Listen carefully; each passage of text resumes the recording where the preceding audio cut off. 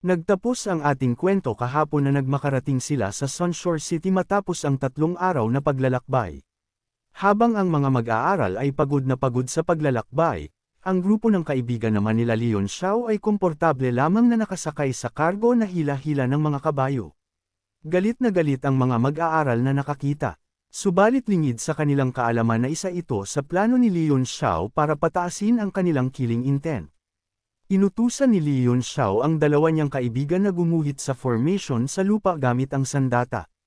Gulat na gulat ang mga mag-aaral at nanghihinayang sa ginawa ni Leon Xiao dahil malaking resources ang kailangan at manpower para mapatakbo ang ganitong formation.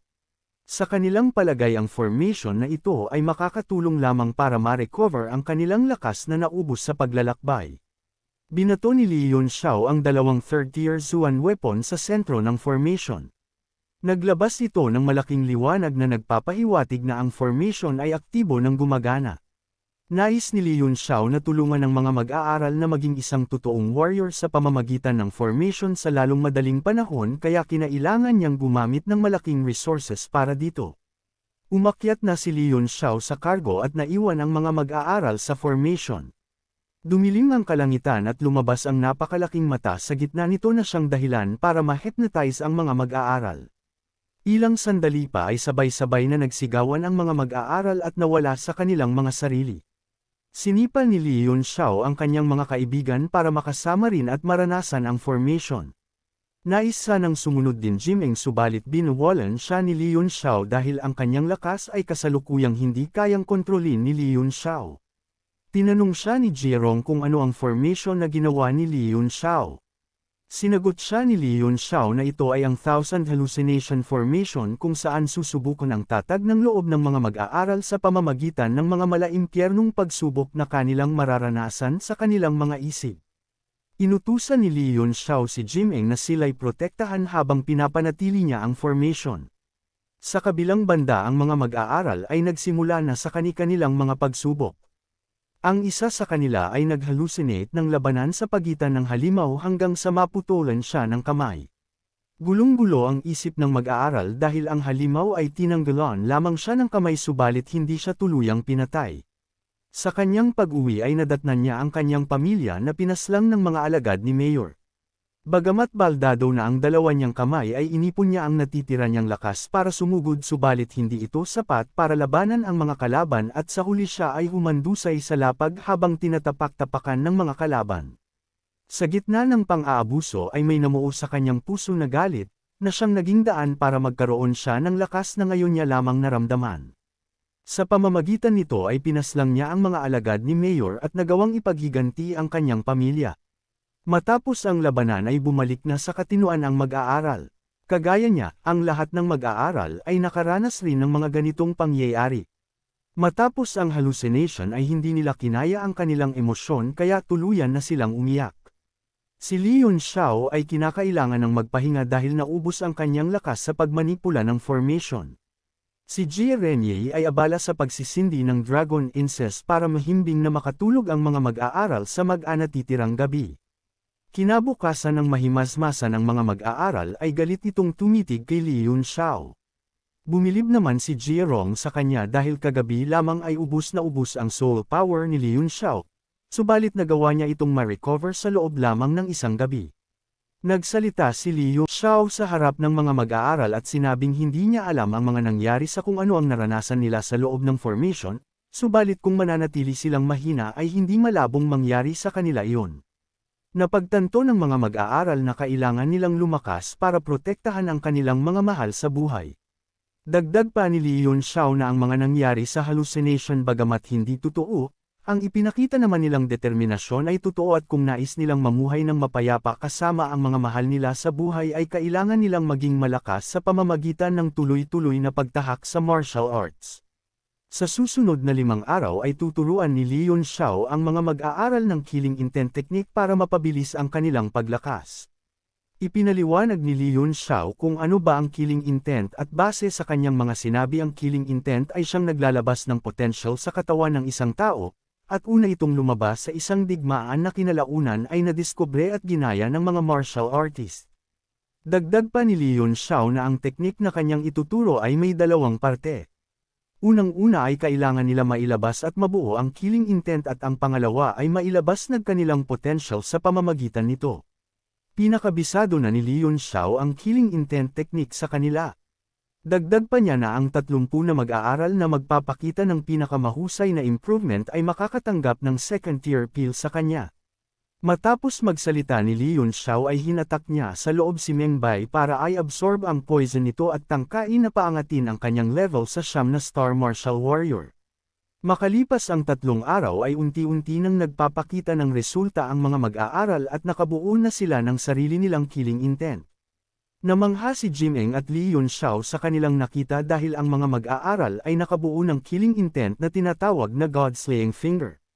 Napagtanto ni Leon Xiao na epektibo ang ginawa niyang hallucination sa mga mag-aaral dahil ang resulta na ito ay hindi makakamit kung walang malalim na pangunawa sa teknik.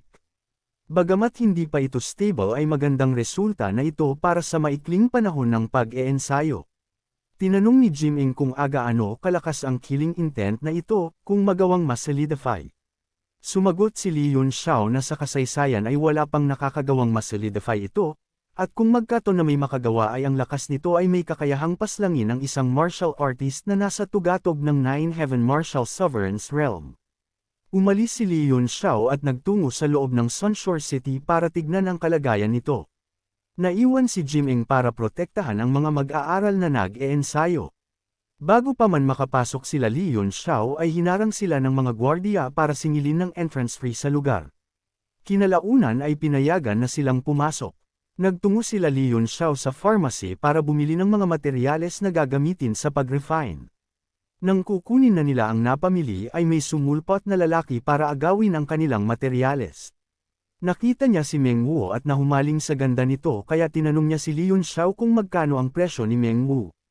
Tinanong siya ni Leon Xiao kung may kakayahan ba siyang bilhin si Meng Wu. Mayabang na nagpakilala ang lalaki na anak siya ng Lord ng Sunshore City at ang kasama niya naman ay si Zongtai na isang high-class refining disciple. Tinanong ni Leon Xiao kung sino ang master nito. Walang ano-ano ay sumagot si Zongtai na ang kanyang master ay si Jierong. Nagulat si Jierong at agad na nilinaw na hindi niya kilala ang nagpakilalang disciple niya. Nilinaw ni Zongtai na hindi siya directly tinanggap na disciple ni Jierong subalit ang disciple ni Jierong na si Shiyuan ay kaibigan niya kaya kino-considered na rin niya ang kanyang sarili na disciple ni Master Jierong. Muling tinanong ni Wu Guang si Leon Xiao kung magkano ang presyo ni Meng Wu. Agad naman siyang sinagot ni Leon Xiao na kailangan niya lang naman ibayad ang kanyang ulo para kay Meng Wu. Inutusan ni Leon Xiao si Jierong at Meng Bai na golpihin ang dalawa na agad namang sumunod. Inawat naman sila ng shopkeeper at tinigilan din naman nila kinalaunan dahil baka ito'y mamatay at agad na umalis. Sa kanilang pag-alis ay nagpasabog si Wu Guang ng signal para tawagin ang sandatahang lakas ng lugar. Ilang saglit lang ay dumating na ang isang maliit na hukbo at hinarang sila Leon Xiao. Ipinag-utos ni Wu Guang na hulihin sila Leon Xiao subalit ang isang pinuno ng pangkat ay nagdadalawang isip dahil batid nito na may kakaibang background sila Leon Xiao base sa lakas na tinataglay nito.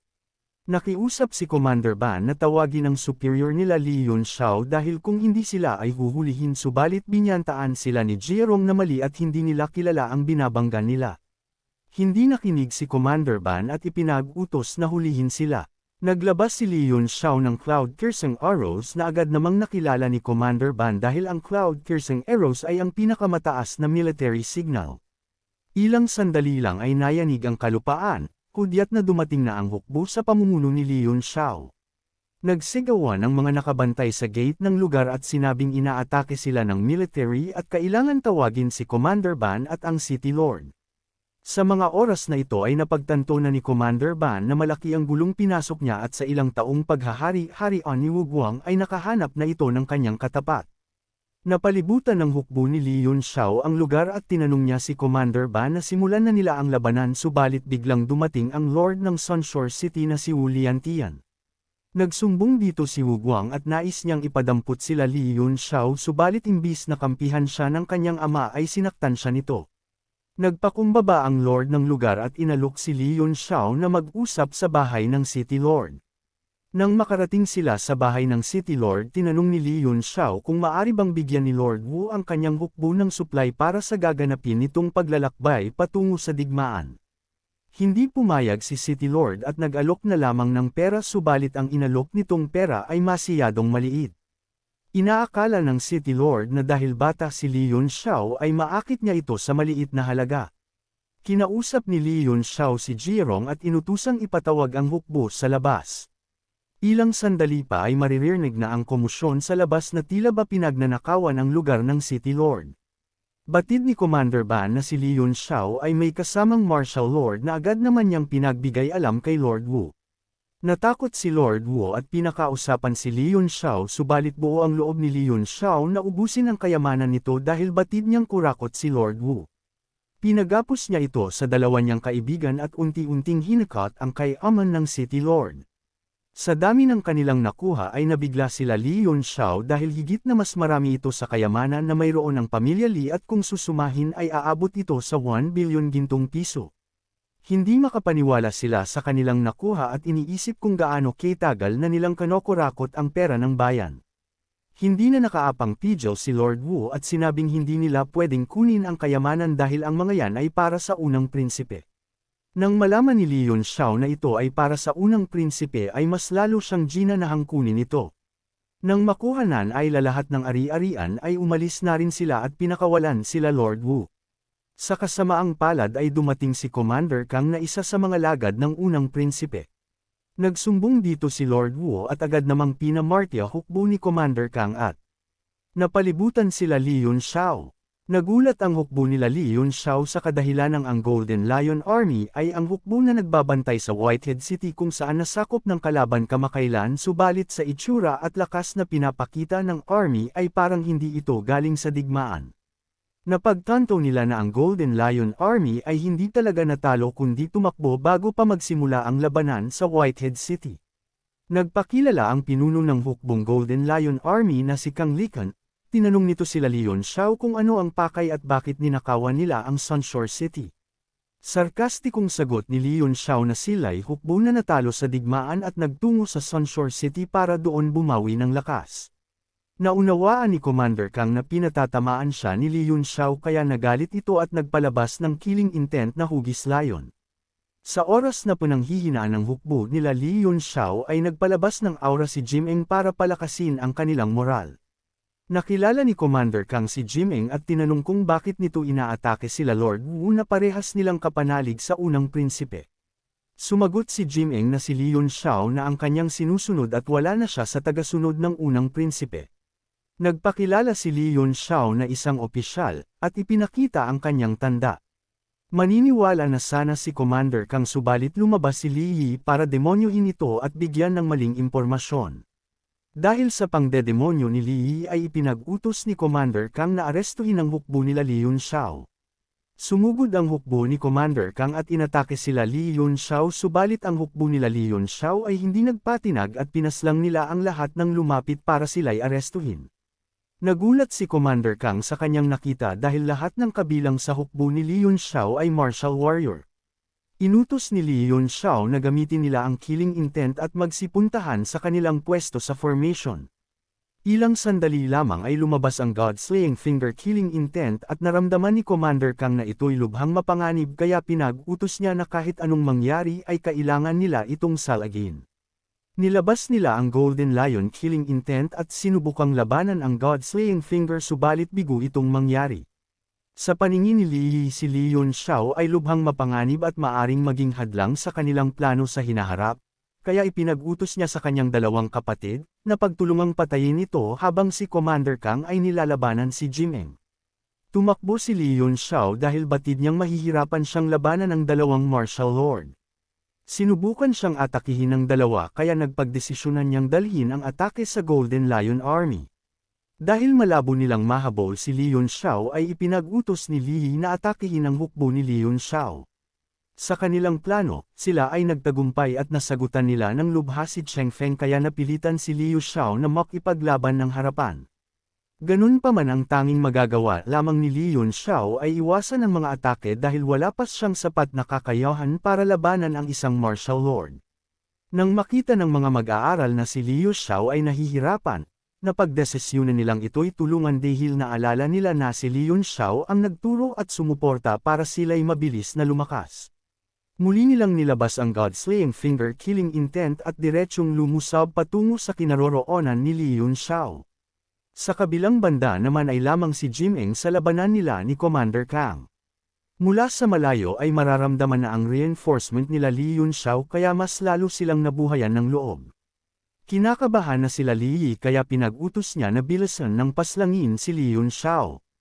Malapot na sanang abutin si Li Yunxiao subalit biglang namuo sa ulo ng martial lord ang killing intent ng mga mag-aaral at buong-buo itong sinalo. Nagulat ang lahat sa kanilang nakita dahil nagawa nitong paslangin ang isang martial lord sa isang iglap lang. Dahil sa ginawa nilang atake ay naubos ang lakas ng puwersa nila Li Yunxiao, mabuti na lamang ay nagawa nitong matakot ang Golden Lion Army kaya hindi ito umaatake.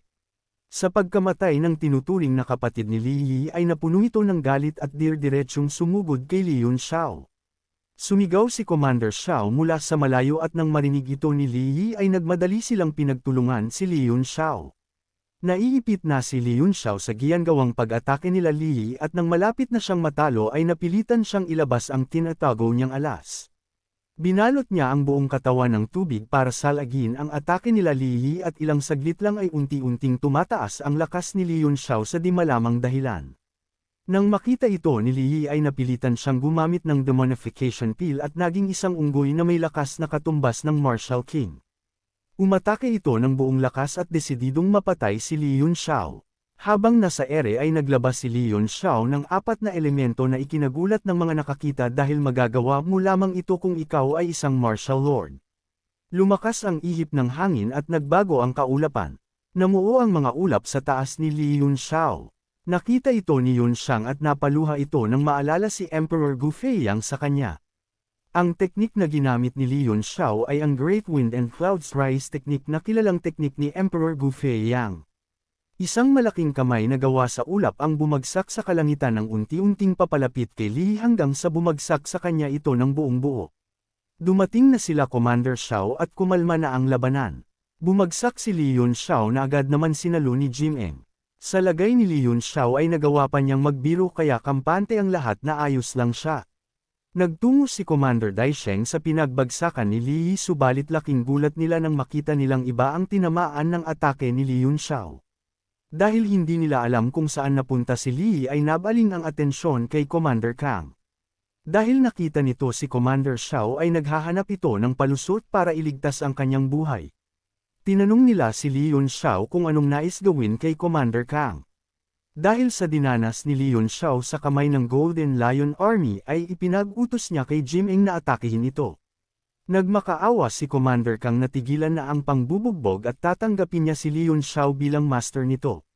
Dagdag pa nito na isa siyang martial lord na lubos na makakatulong sa kanya. Akala ng lahat ay papayagan ito ni Li Yunxiao dahil si Commander Kang ay isang martial lord na lubos na makakatulong sa kanila. Subalit lingid sa kanilang kaalaman na kabaliktaran ang gagawin ni Li Yunxiao. Nagwika ito ng isang katagana sa mundo na kanyang tinatahak ay walang bilang ang isang martial lord lamang. Wala nang nagawa ang sila at tuluyan nang ang pinaslang ni Jim Eng si Commander Kang sa utos ni Li Yunxiao. Pinangunahan ni Chen Daisheng ang pagbabalita na si Commander Kang ay patay na dahil sa ginawa nitong kalapastanganan na pakikipag-alyansa sa kalaban. Pinatawag niya ang mga vice commander ng Golden Lion para panguhan ang natitirang Golden Lion Army. Binigyan ni Chen Daisheng ng tsansa na bumawi ang hukbong Golden Lion sa pamamagitan ng pagbalik nito sa digmaan kasama sila. Sa loob ng bahay ni Lord Wu ay hindi siya mapakali at iniisip aprin kung mababawi ba ni Commander Kang ang kanyang kayamanan. Maya-maya pa ay may pumasok na tagapamagitan na ang Golden Lion ay bumalik na kasama sila Li Yunxiao. Nagmadali si Lord Wu kasama ang kanyang anak na inutil na mabilis na tumakbo at hindi pinatapos pa ang iniuulat na balita sa kanya. Subalit bago pa man sila makalabas ng pintuan ay sinalubong na sila ng atake ni Li Yunxiao na agad naman nilang ikinamatay. Nagpatuloy sa paglalakbay ang hukbo nila Commander Xiao habang pinag-uusapan ang malahalimaw na killing intent ng mga mag-aaral sa pamumuno ni Li Yunxiao. Hanggang ngayon ay hindi pa rin sila makapaniwala sa kanilang nakita dahil sa buong buhay nila ng pakikipagdigmaan ay ngayon lamang sila nakakita ng ganong killing intent. Dagdag pa ni Chen Daisheng na ang ipinamalas na killing intent ng mga mag-aaral ay kahalintulad ng isang alamat na tinatawag na Ramayana, na binubuo ng blue-black killing intent at may kakayahang paslangin ang kahit sino. Sa puntong ito ay unti-unti nang nagdududa sila Commander Xiao kay Li Yunxiao, dahil ang mga ginagamit nitong teknik ay sobrang malakas at sa kanilang palagay ay may malakas na expert ang tumutulong kay Li Yunxiao. Hindi sila naniniwala na walang master ang gumagabay kay Li Yunxiao dahil sa maikling panahon ay nagawa niyang maging isang second-class alchemist at 8-star martial warrior. Dagdag pa ni Commander Xiao na ang tumutulong kay Li Yunxiao ay tiyak na mas malakas sa kanya na 8-star martial king. Tinanong nila si Yunxiang kung may alam ba siya dito dahil kung hindi sila nagkakamali, ang ginamit na atake ni Li Yunxiao sa labanan nila ni Li Yi, ay ang Great Wind and Cloud ng military breaker na si Emperor Gu Feiyang. Ayon sa sabi-sabi si Emperor Gu Feiyang ay may 5 disciple. Ang una niyang disciple na si Hua Chenshu ay isa ng ganap na martial sovereign at kasalukuyang naninirahan sa Holy City of Snowguard. Ang ikalawa niyang disciple na si Mo Xiaochuan ay kabilang sa Mo family ng Dark Iron City at walang balita sa kanya sa nakalipas na ilang dekada. Ang ikatlong disciple naman niya na si Jun Ruyan ay naging consort ng Guo Empire na kabilang sa 3 Great Empires. Ang ikaapat naman niyang disciple na si Haolian Xiaohuang ay nanatili pa rin sa Mercenary City at nakikipaglaban sa titulong Mercenary King laban sa leader ng Blazing Fire Mercenary Group. At ang huli niyang disciple na si Yang Di kung saan sila pinakapamilyar ay isa ng ganap na 7th Rear Emperor class refiner at patungo na sa Deity Transformation C. Ang lahat ng disciple ni Emperor Gu Feiyang ay mga bigating tao at lubos na maimpluwensya. Sa kanilang pagnilay-nilay ay napag-isip-isip nila, na maaring ang pinakaunang disciple ni Emperor Gu Feiyang na si Hua Chenshu na isang martial sovereign, ang master ni Li Yunxiao. Tinanong nila si Yunxiang ng ideya dahil siya ang maraming alam kay Emperor Gu Feiyang. Sumagot si Yunxiang na malakas ang kanyang kutob na wala sa 5 disciple ang master ni Li Yunxiao bagkus ang sinasabi ng kanyang puso ay si Emperor Gu Feiyang mismo ang nagtaturo kay Li Yunxiao. Nagulat ang mga commander sa sinabi ni Yunxiang dahil alam ng lahat, na si Emperor Gu Feiyang ay matagal nang namatay sa Tiandang Mountain. Umiiyak na sinabi ni Yunxiang na wala sa kontinente, ang may kakayahang paslangin si Emperor Gu Feiyang at maaring nagtamo lang ito ng malaking injuries at napadpad sa kanilang bansa. Dagdag pa niya na ninindigan siya na si Emperor Gu Feiyang talaga, ang master ni Li Yunxiao. Nagsalita si Commander Xiao na kung totoo nga ang hinala ni Yunxiang ay delikado ang lagay ng kanilang bansa, dahil kung makatunog ang taong naka-injured kay Emperor Gu Feiyang dahil sa ginagawa ni Li Yunxiao na paggamit ng teknik nito, ay tiyak na mawawasak ang bansang Tanshui kasama ang Dust Flame Empire. Pinatigil na ni Chen Daisheng ang usapan at nagbanta rin si Yunxiang sa sinumang magpapakalat ng kanilang pinag-usapan ay kanyang papaslangan. Matapos ang kanilang usapan ay may dumating na balita na malapit na silang makarating sa Goodwater City at kinakailangan na ng agarang desisyon kung magstay ba sila dito o lalagpasan na lamang ang Goodwater City. Hindi na sana sila magstay sa Goodwater City at lalagpasan na lang ito, dahil baka magkagulo pa dahil ito'y balwarte ng unang prinsipe. Subalit biglang dumating si Jimeng dala-dala ang balita na kailangan nilang magpahinga sa Goodwater City at manghingi ng supplies. Tinanong siya ni Chen Daisheng kung naubos na ba ang supply na kanilang dala. Sumagot naman si Jimeng ng nakakaloko at sinabing manghihiram lamang sila ng kunting pera sa kayamanan ng eldest prince at ibabalik din pagdating ng panahon. Batid ng mga commander na nais lang nila Li Yunxiao na kunin ang kayamanan ng unang prinsipe subalit sa huli ay pinayagan nila itong mangyari. Masayang bumalik si Jimeng para ihatid ang balita. Sa loob ng Goodwater City ay nagaganap ang isang kasalan nang biglang dumating sila Li Yunxiao na pinangungunahan ni Jimeng at inantala ang kasal. Sinabihan niya ang City Lord kung ano ang kanilang pakay at yun ay kunting supply lamang. Kumilos na ang hukbo nila Li Yunxiao at pinagkukuha ang lahat ng pwedeng makuha sa lugar. Susubukan pa sanang lumaban ng City Lord subalit nagpakawala ng malakas na atake si Jimeng na nagresulta ng pagkahati ng building sa dalawa, kaya wala nang nagawa ang City Lord. Matapos nilang makuha ang mga kayamanan ay agad silang umalis. Ni-report naman ni Jimeng ang kanilang nakuhang kayamanan sa mga commander at sa kanilang nalaman ay halos malula sila sa halaga ng kanilang nalikom na aabot sa 1.3 bilyon na ginto. Naingit ang mga commander dahil sa buong buhay nila ay hindi pa sila nakakahawak ng ganong kalaking pera. Napagdesisyunan ng mga commander na gayahin sila Li Yunxiao at sila naman ang mangungulekta ng kayamanan ng unang prinsipe. Nakarating ang balita sa prinsipe at galit na galit siya kila Commander Xiao at Chen Daisheng lalong-lalo na kay Li Yunxiao dahil bukod sa nawalan siya ng malaking kayamanan ay nawala rin sa kanyang pamumuno ang Golden Lion Army. Matapos ang 8 araw ng paglalakbay ay nakarating sila sa Eternal Peace City, at nadatna nila ang syudad na walang katao-tao dahil sa papalapit na digmaan. Nagkaroon ng pagpupulong ang mga opisyal at nahuli ng dating si Li Yunxiao. Sinalubong naman siya ni Yunxiang na may pag-aalala sa kanyang mukha.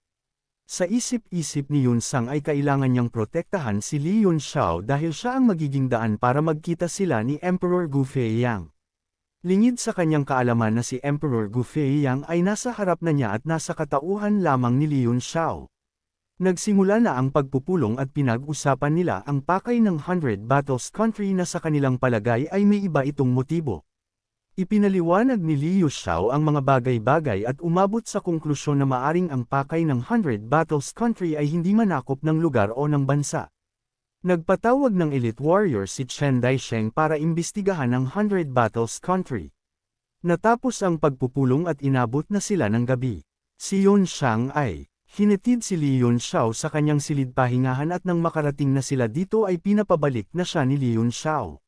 Subalit nagpahiwatig si Yunxiang na wala pa siyang nahahanap na pagpapahingahan at dahil malaki naman ang space sa silid ni Li Yunxiao, ay nais niyang dito na lang rin magpahinga.